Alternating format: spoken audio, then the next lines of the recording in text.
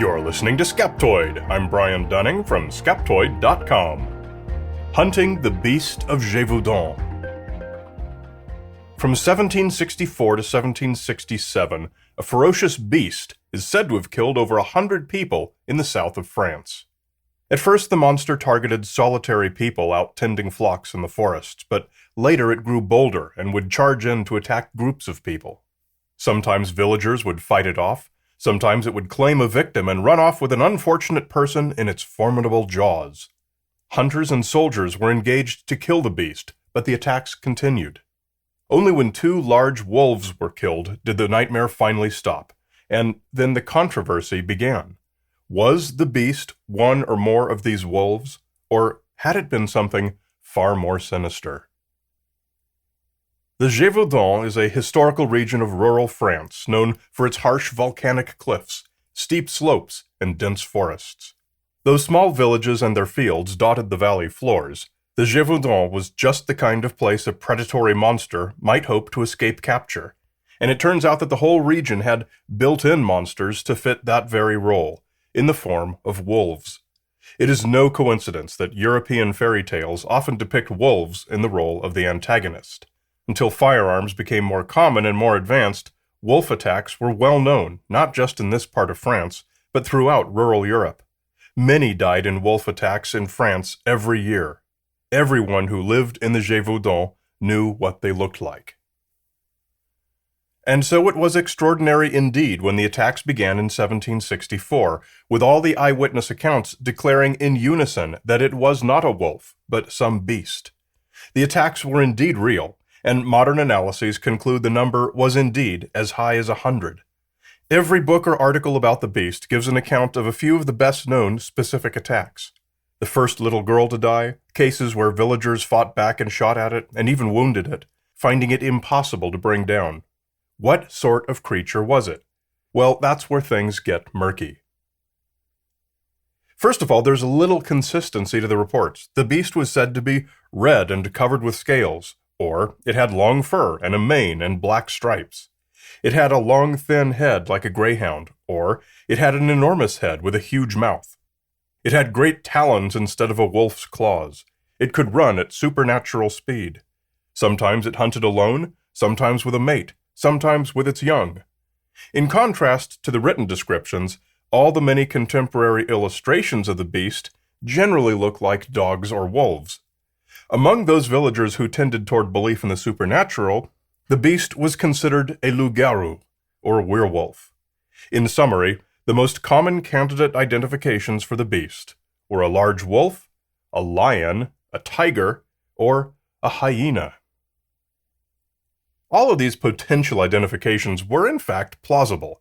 By the mid-1700s, menageries had animals of all descriptions from all over the world. Ships came and went and brought curious creatures everywhere. It was not at all uncommon for the wealthy to have their own exotic animals, any one of which could have escaped or been turned loose. Animals like hyenas and lions were well known to everyone, with the important proviso that very few people had actually seen one, especially the untraveled peasants. People knew what lions and hyenas looked like only by description and illustration, both of which were fanciful and unreliable, as often as not. Ultimately, 2 animals were killed that finally brought an end to the attacks. King Louis XV had sent a good-sized military contingent to the Gevaudan, plus organized hunting parties, but when they failed to produce results, he sent his personal lieutenant to the hunt to replace all of them.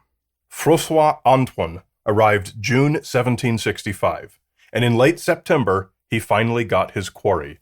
Using a monopod-mounted matchlock musket, he shot a wolf so big that he wrote, "We never saw a big wolf that could be compared to this one.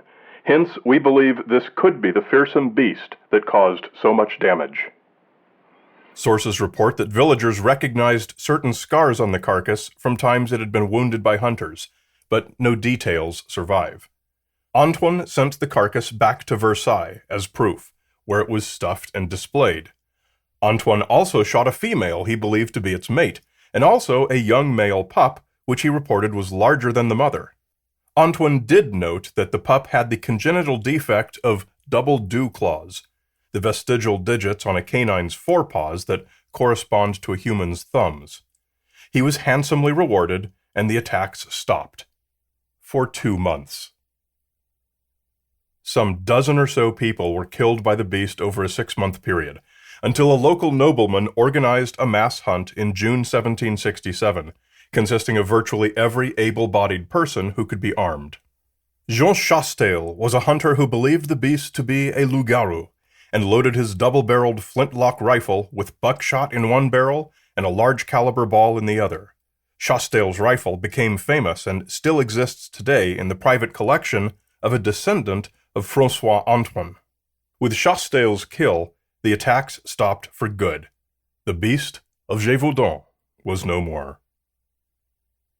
Chastel's kill led to the closest thing we have to empirical evidence of the creature's identity, and that's a written report of the necropsy done on this animal at the nobleman's castle, and known as the Merha report. It is a detailed, objective description of the creature, plus a long list of precise measurements, and it even includes a list of the stomach contents.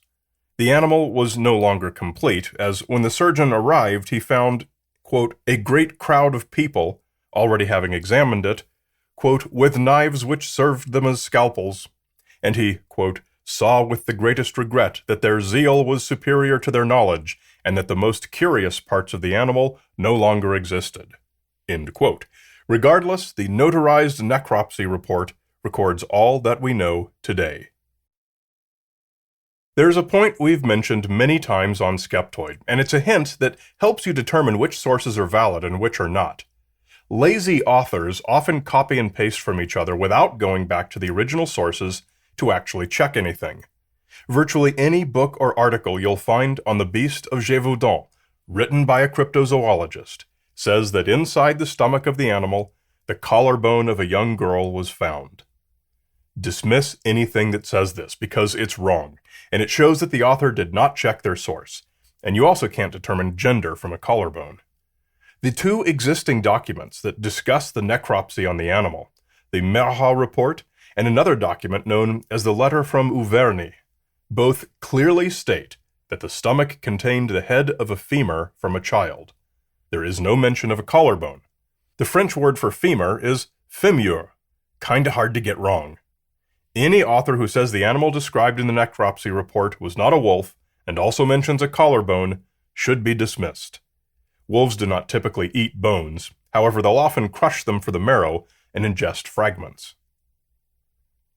As with Antoine's wolf, scars said to be consistent with 2 injuries inflicted upon the beast by locals during attacks were found on the animal. These were a bayonet injury above its left eye and a bullet wound on its left thigh. Besides this, all the measurements and descriptions of the animal are consistent with a large gray wolf, and not even an especially large one. No irreconcilable traits were noted, with the exception of its teeth. The report lists 22 teeth, and a wolf has 42. Those that were specified match what a wolf has, but no mention is made of whether other teeth were missing. The notary who prepared the report, Etienne Merha, wrote, "This animal appears to be a wolf, but an extraordinary one. By its figure and its proportions, it is very different from the wolves that one sees in this country. This is what more than 300 people from all around have certified." But this hyperbole contradicts the actual measurements, which were right in line with those of gray wolves there at the time. We might conclude that the excitement of the moment led Merha and the 300 looky-loos to come away with an exaggerated idea of what they saw.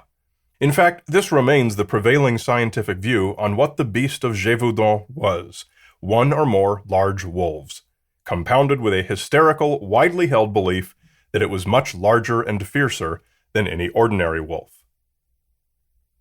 But this is not the final word. Chastel's wolf is not recorded to have had the same double dew claws that Antoine's had, but the fact that double dew claws were in the local population is noteworthy. One popular sheep-herding breed of dog used in the Gevaudan was the Beauceron, a breed in which the double dew claws are endemic. The local gray wolves, Canis lupus, and the local Beaucerons, Canis lupus familiaris, are perfectly able to interbreed, and such hybrids are notoriously unpredictable in their behavior. According to the International Wolf Center, wolves and various dog breeds mature at different rates. This leads to unpredictable hormonal changes in a hybrid, which can produce behavioral changes that may include overt aggression. A wolf-Beauceron hybrid could well go through a uniquely aggressive phase as it matures, and once it learns humans are a viable food source, the hunting of humans can become part of their learned behavior. Now, there's no evidence that this is what happened, but hormonally induced aggression among hybrids is well known, and the hybridization of wolves and Beaucerons does appear likely to have taken place. This appears more probable than one competing explanation for the beast's aggression, which is rabies. Rabid wolves are absolutely more aggressive and are more likely to attack humans. However, rabies is almost always fatal in humans and is easily transmitted by a bite. There were many survivors of the Gevaudan attacks, but all such survivors would have died of rabies if the attacking animal had been infected, and none did. So the rabies explanation is a poor fit. There's one more popular explanation that ought to be put to rest. Many modern sources report that in 1997, a taxidermist at the National Museum of Natural History in Paris found a record indicating that the museum had had a stuffed hyena in its collection from 1766 to 1819. It has also been reported that the son of Jean Chastel had such a hyena in his private menagerie. We might speculate that perhaps young Chastel's hyena escaped, was responsible for some or all of the beast's attacks, then was shot by Antoine, sent to Versailles, and ended up stuffed in the Paris Museum. There are two serious problems with this hypothesis. According to the museum, the stuffed hyena was positively identified as a striped hyena, and the largest of these are smaller than an adult wolf. Their features, especially the stripes, are quite distinctive, and would not have escaped mention in the written records that described Antoine's kill as a large wolf, and would not have escaped depiction in a famous illustration of Antoine's stuffed kill in the court of Louis XV, where it appears as a very conventional large black wolf. It seems improbable that the king's lieutenant of the hunt shot a hyena, then a wolf, believing them to be mates, and yet was unable to distinguish between the two species. The second reason to doubt it is that the beast's attacks continued well into 1767, the year after the museum taxidermist said it entered the collection. There's no reason at all to connect the two taxidermy pieces, especially given that all the indications are that they were two very different species of animal. And so, with that, we put to rest the beast of Gevaudan, and pause to remember the 100 people it killed. Whether a wolf hybrid, or something else unsuspected, it did indeed carve itself a gory niche in the history of legendary monsters. Others with a niche in history are our premium supporters like David Rickard, Not So Wise, Kendrick John, and Tanya Marwood. Are you getting the Skeptoid Podcast Companion email? It comes out each week along with each new episode, featuring the Wonder of the Week and much more. If you don't, you're only getting half the show, so come to Skeptoid.com and click on Newsletter. Remember, every Skeptoid episode has a transcript page at Skeptoid.com with complete bibliographic references and further reading suggestions, and they also print out into nicely formatted PDF documents that you can share. Your premium membership is what keeps us afloat. If you love the show, then make this a two-way street. For just $5 a month, tax-deductible for U.S. taxpayers, you can help ensure that this material is out there for those who need it for years to come. Just come to Skeptoid.com and click Go Premium. You're listening to Skeptoid, a listener-supported program. I'm Brian Dunning from Skeptoid.com.